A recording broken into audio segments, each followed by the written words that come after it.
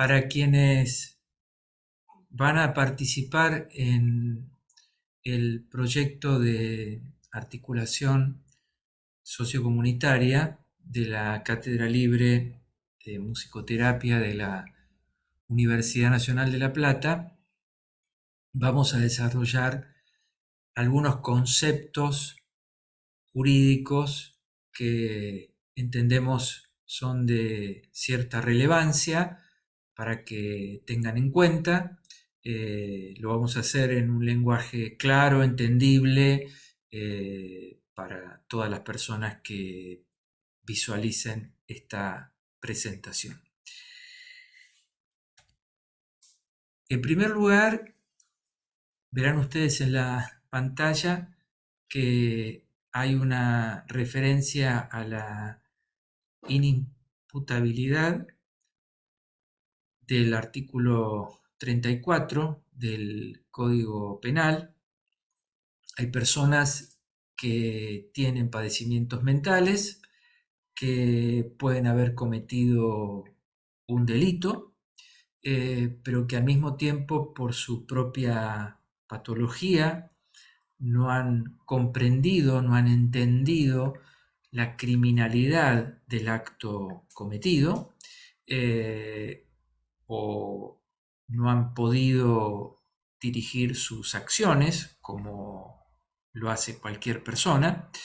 Entonces, en ese caso, las personas no son penalmente responsables, no se les aplica una pena, y el tribunal que tiene a su cargo el juzgamiento de este caso dispone lo que se llaman medidas de seguridad. Si la persona genera o puede generar peligro para sí, esto es, la posibilidad de ocasionarse un daño o de ocasionar un daño a terceras personas, en ese caso no hay pena, pero sí la persona va a una institución donde es alojada precisamente para evitar que acontezca este riesgo sobre el daño a sí mismo o el daño a terceras personas.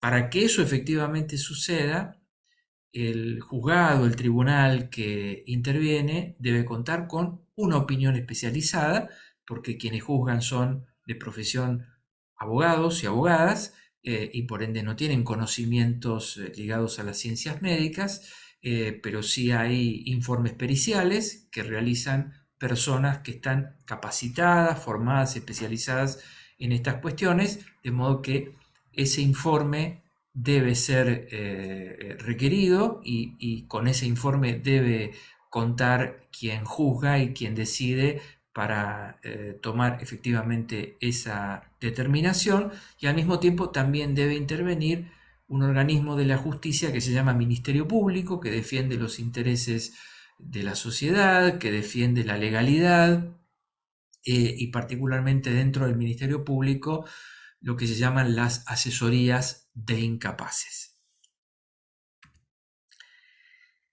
La pregunta es: ¿dónde van estas personas? Bueno, van a una institución de salud mental donde van a permanecer hasta que el mismo tribunal que dispuso que fueran allí compruebe, constate que la situación de peligro, de potencial daño para sí o para terceros, ya no existe, se ha disipado. En ese caso ya no estarán alojados en una institución, y al mismo tiempo hay que remarcar esto que veremos en placas posteriores con más detalle: el lugar de alojamiento debe ser un lugar adecuado, esto es, las personas que estén en una institución deben llevar adelante un tratamiento en condiciones dignas, se tiene que respetar su dignidad, las condiciones de alojamiento deben ser compatibles precisamente con la dignidad humana. Vamos a algo más específico: debe respetarse el derecho a la salud. Todas las personas en este caso ya no solamente aplica a quien está alojado en una institución porque ha sido declarado inimputable con motivo de cometer un delito penal, sino todas las personas, personas con discapacidad, personas con padecimientos mentales, personas en general, tienen derecho a, a que, al disfrute, en este caso, de la salud. El disfrute de la salud significa alcanzar, como dice la placa, el más alto nivel posible de bienestar físico, mental y social. Esto implica, volviendo a quienes estén alojados en una institución, que se les brinde atención integral, no solamente médica, integral. Esto comprende a todas las disciplinas de la salud, al mismo tiempo que se les permita el acceso a medicamentos, que se les permita el acceso a diferentes tratamientos a través de los cuales estas personas puedan lograr adecuados niveles de bienestar. Vamos más específicamente a las personas que tienen mayor vulnerabilidad. Allí en la placa están mencionadas mujeres, niñas, niños, personas adultas mayores, personas con VIH, personas con discapacidad, personas con enfermedades terminales. Todas requieren una especial atención.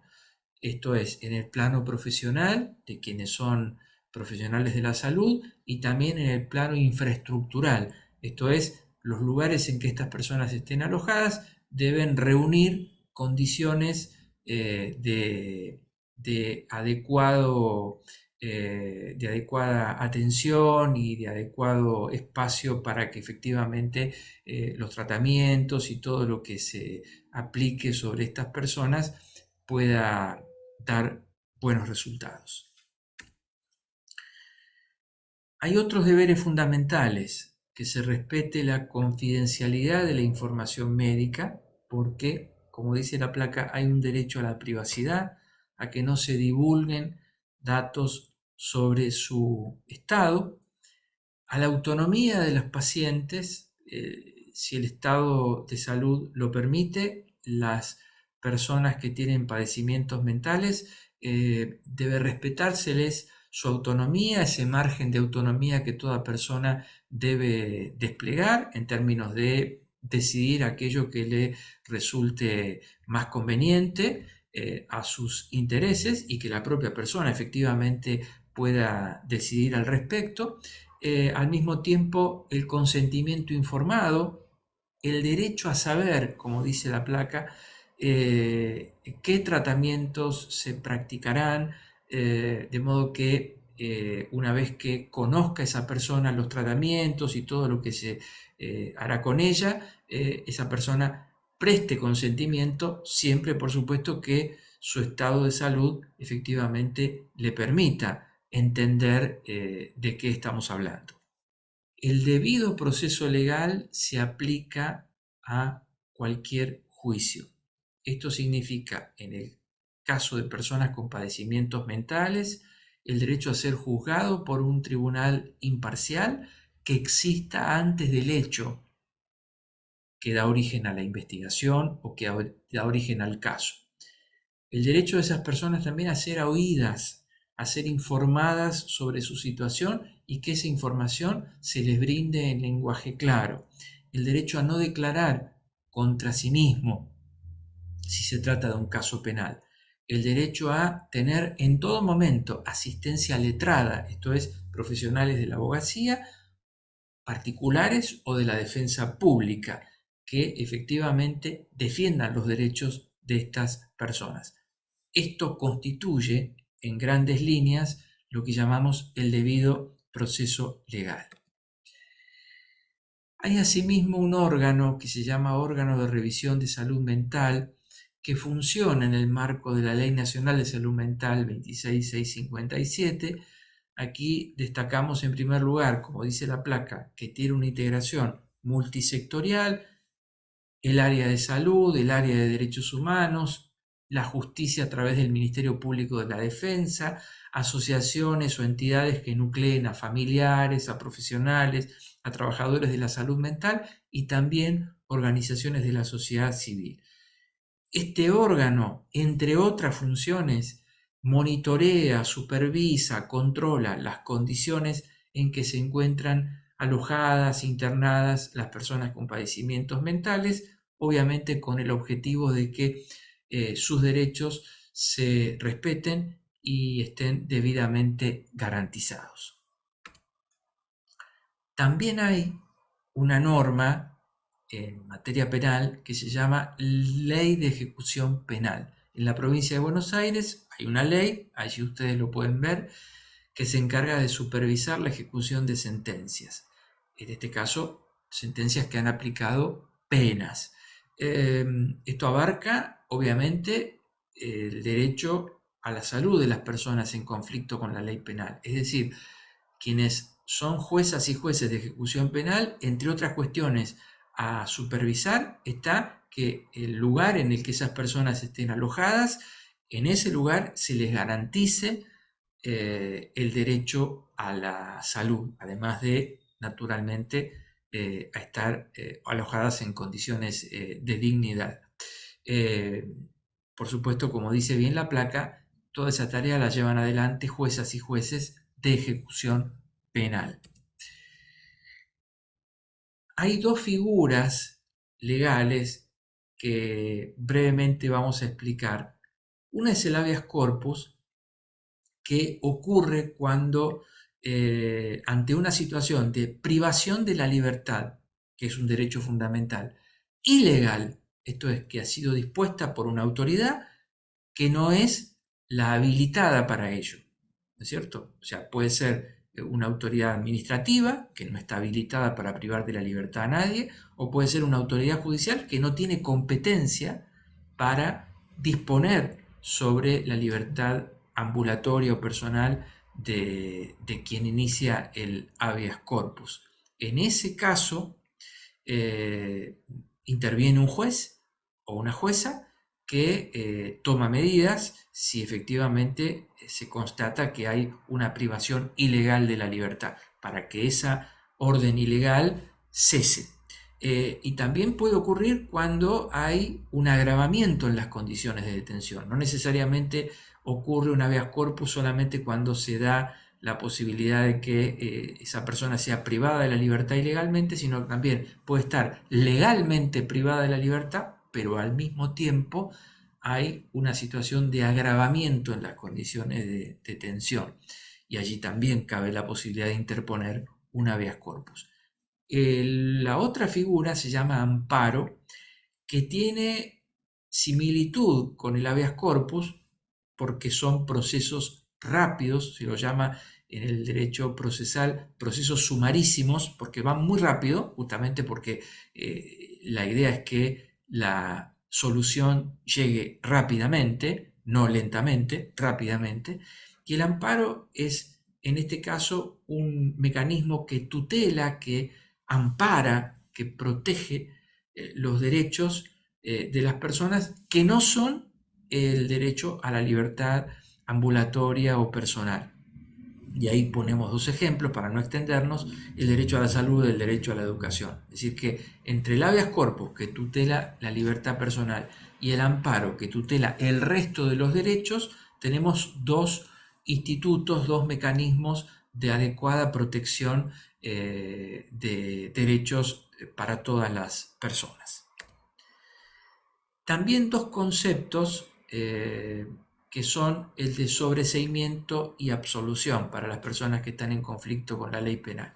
El sobreseimiento, en este caso, significa que el juzgado o el tribunal que está interviniendo cierra el caso, lo da por terminado, lo archiva sin que haya culpables, sin resolver el fondo del asunto, porque esto se da en la etapa inicial del proceso. Puede ocurrir porque hay una prescripción, esto significa que ha pasado un tiempo que la ley establece para juzgar, y por ende, digamos, si si ha pasado más tiempo o más años de lo que la ley indica para el juzgamiento de este caso, por la pena en expectativa que tiene, etcétera, etcétera, el caso se cierre.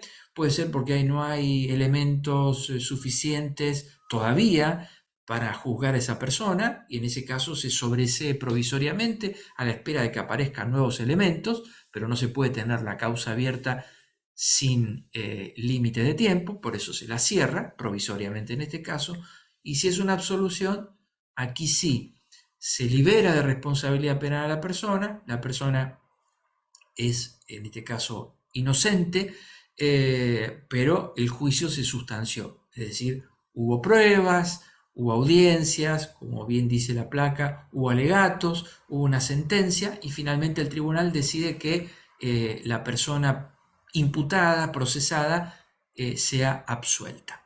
Este es el siguiente concepto que deben tener presente. Son dos modos de cierre de las causas penales. Verán aquí bibliografía y normas de referencia para que puedan tener en cuenta y ampliar un poco los conceptos que hemos visto. Muchas gracias.